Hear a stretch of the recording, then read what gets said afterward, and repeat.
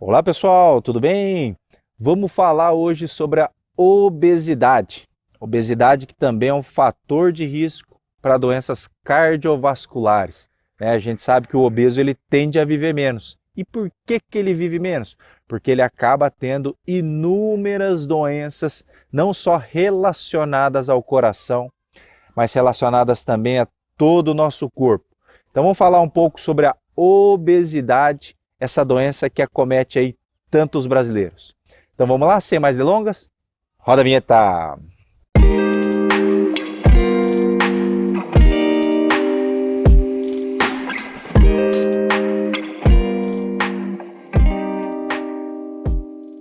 Olá, amigo do coração, tudo bem? Eu sou o Dr. Roberto Iano, cardiologista, especialista em marca-passo. Então vamos falar sobre a obesidade. Muita gente também me procura no consultório, né, com queixa de obesidade e querendo emagrecer, né?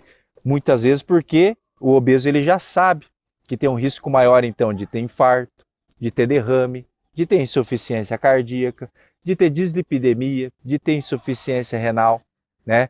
Então a obesidade ela deve ser tratada assim como uma doença, tá, pessoal? E não é só questão de estética, é questão de saúde mesmo. Então a gente sabe que aqui no Brasil, para você ter uma ideia, 25% da população brasileira é obesa, pessoal. Então, um quarto das pessoas e vai subir para 30% aí nos próximos anos. E 50% das pessoas estão acima do peso, já estão em sobrepeso. Como é que você faz para calcular se você está em sobrepeso ou se você está em obesidade? Você faz pelo cálculo do IMC. Pelo IMC você pega o peso, né, em quilos, divide pela altura em metros, depois pega esse resultado e divide pela altura em metros de novo. É o peso dividido por altura ao quadrado. Se ele der maior que 25, você já está em sobrepeso, está acima do teu peso normal. Acima de 30, você já está em obesidade grau 1. Acima de 35, você está em obesidade grau 2. E acima de 40, você já é obeso mórbido, que a gente fala, que é a obesidade grau 3. Quanto maior é o grau de obesidade, maior é o risco cardiovascular. E por que o obeso ele acaba tendo mais infarto, por exemplo? Vou pegar aqui um conjunto de coisas que a própria obesidade ela pode dar. Então o obeso, a gente sabe que o obeso ele vive já no estado pró-inflamatório. Então todas as células do corpo estão mais inflamadas, inclusive as células ali das artérias ali do nosso corpo. Então o processo de aterosclerose pelo obeso ter esse processo inflamatório mais acentuado, o processo da aterosclerose ele é acelerado. Então é mais fácil o acúmulo de gordura, lesão endotelial, fragilidade endotelial, né, por conta dessa inflamação, então o risco de ter infarto é maior. A gente sabe que a obesidade está diretamente relacionada à hipertensão arterial. Para você ter uma ideia, uma das principais maneiras de você controlar a pressão é você emagrecer. Olha aí, pode espantar. Para cada 10 quilos de perda de peso, a pressão arterial sistólica pode cair até 20 milímetros de mercúrio, pessoal. Então você tem 110 quilos, você diminuiu para 100, a tua pressão que é de 14, ela pode cair para 12. Imagina então se você tem lá 120 quilos e cai para 80 ali, que é o teu peso ideal. Olha só como é que a tua pressão arterial ela pode ficar muito bem controlado. Então, a obesidade está diretamente associada à hipertensão arterial. E a gente sabe, né, que a hipertensão arterial, como eu sempre digo, é o principal fator de risco para as doenças cardiovasculares. Hipertensão arterial mata 400 mil pessoas por ano só aqui no Brasil. A chance de você ser hipertenso em sendo obeso é muito maior. Outra coisa, outra correlação da obesidade é com a dislipidemia. O obeso, né? Lógico, ele tende a comer mais e comer comida de pior qualidade. Quando ele come comida de pior qualidade, o seu LDL colesterol, que é o colesterol ruim, ele tende a ficar mais alto. O obeso tende a ter o HDL colesterol ali mais baixo. O obeso ele tende a ter ele tende a ter o triglicérides lá nas alturas, porque o obeso ele costuma comer uma grande quantidade de carboidrato. E o triglicérides ele varia demais. Realmente, se você comer mais carboidrato do que deveria, com certeza ali teus triglicérides eles vão disparar. Outra correlação da obesidade.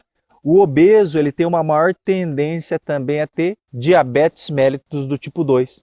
Porque o obeso ele tem maior intolerância à glicose, maior resistência à insulina. Então a captação de glicose para dentro da célula do obeso ela fica dificultada. Então você imagina que o obeso ele tem a maior chance de ter o diabetes. E como eu sempre digo, o diabetes é uma das doenças mais letais para o nosso coração, né? O diabetes ele gera também ali, piora o nosso estado pró-inflamatório, corrói todas as nossas artérias, consome a musculatura do coração, fazendo com que a gente evolua para insuficiência cardíaca, né?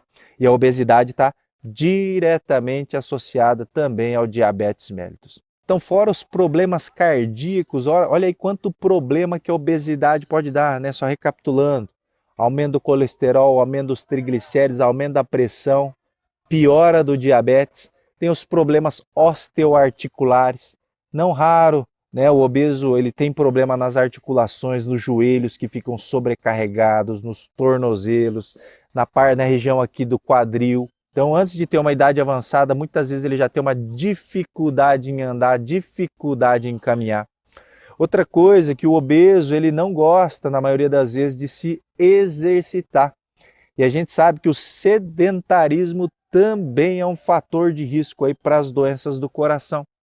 A gente sabe que o exercício físico é extremamente importante para a nossa proteção cardiovascular. E o obeso, para ter uma certa dificuldade em iniciar o exercício físico, ele vai lá às vezes até 1 dia, 2 dias na academia e já acaba desanimando, né? E acaba ficando cada vez mais sedentário e ganhando cada vez mais peso. Então essa falta, essa inatividade física do obeso também vai piorar a saúde dele. Que a gente sabe que o exercício físico também é fundamental para tudo aquilo que eu falei anteriormente. O exercício físico é fundamental para abaixar a pressão arterial, controlar a glicemia, melhorar o HDL colesterol, reduzir os triglicérides, reduzir o colesterol. Tá vendo, pessoal? Sabia que a Clínica Iano agora está aqui em Indaiatuba, pessoal?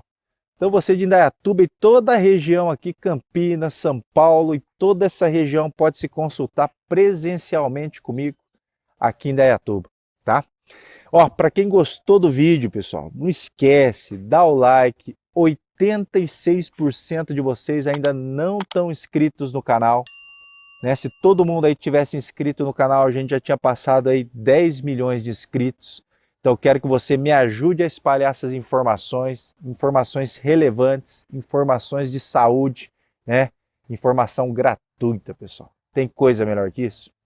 Então, o que o obeso ele tem que fazer então para perder peso? Claro, no mundo ideal você deve procurar uma nutricionista para ela montar um cardápio, uma dieta balanceada, uma dieta pobre em carne vermelha, uma dieta mais rica em frango, peixe, leguminosas, verduras, né? Comida boa, menos enlatado, menos embutido, menos industrializado, coisas mais naturais. A alimentação então vai ser fundamental, essa melhora da dieta alimentar. Prática de exercício físico, vai ter que fazer no mínimo ali 300 minutos de exercício físico por semana. E para aquela pessoa que acha que é só atividade física aeróbica, que é aquela de corrida que vai resolver, não. A gente sabe que a atividade física anaeróbica de musculação ela é extremamente importante. Por quê? Porque o músculo exige mais energia, então você vai conseguir gastar mais energia a partir do momento que você trocar a gordura por músculo.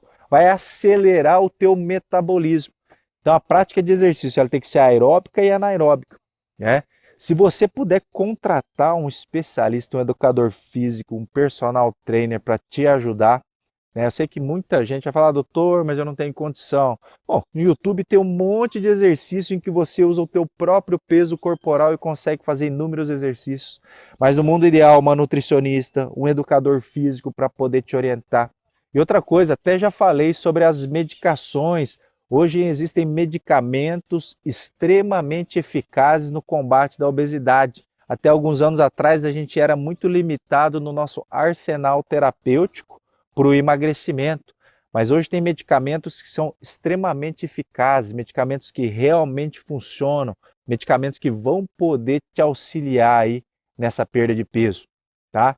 E procure, lógico, sempre a ajuda de um profissional, tá, pessoal? Então, fora o nutricionista, educador físico, não esqueça antes de iniciar o exercício passar com um bom cardiologista, se necessário passar também com um endocrinologista, para que você consiga ter esse apoio multidisciplinar para conseguir melhorar a tua vida como um todo, perder peso com qualidade, perder peso com saúde. Tá certo então, pessoal? Então vou ficando por aqui. O recado de hoje é esse. Um grande abraço e até a próxima.